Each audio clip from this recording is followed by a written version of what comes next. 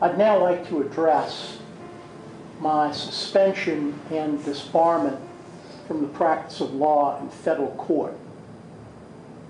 In retrospect, the approximately $8,000 sanction imposed on me seems puny and tame in comparison to what, quote, they, close quote, did to me later.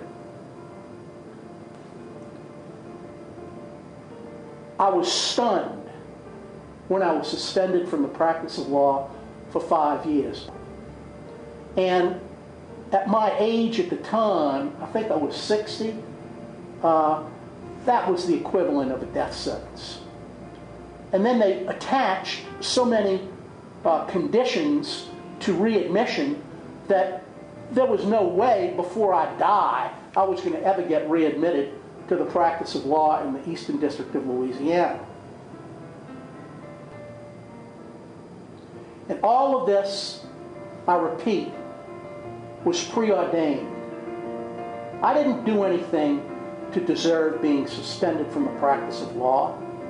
I didn't do anything that deserved being disbarred. And I'm still holding my head up.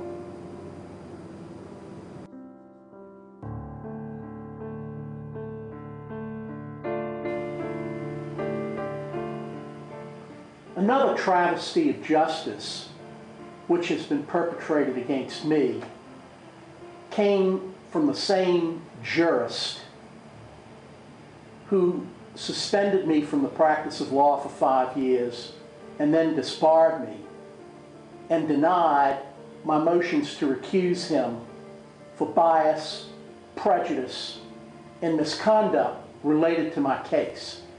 All of my litigation in the Eastern District of Louisiana has been put on indefinite hold with orders emanating from various members of the court,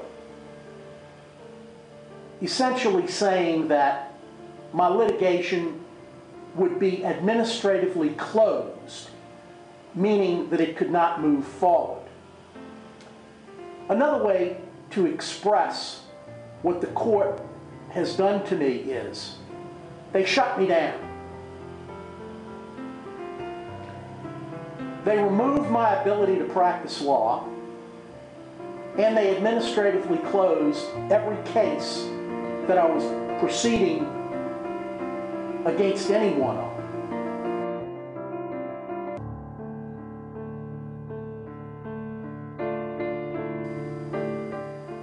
And then we'll see whether Judge Walter's dismissal of this indictment against me is affirmed or whether it is reinstated, in which case I am going to have to go to trial before a jury of my peers at some future date. That's where we are. But I want to say, I threaten nobody. I'm not a criminal. Before Katrina, I was never arrested for anything in my life.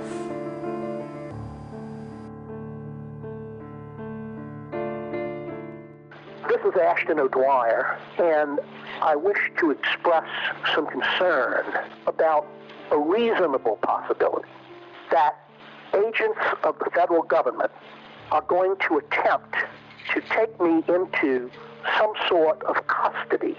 I don't know whether it's called protective custody for my own good, or medical custody, or what, but they want to get me in their clutches so that they can silence me and make sure that I am silenced for as long as they want, which may be forever. And this is my fear.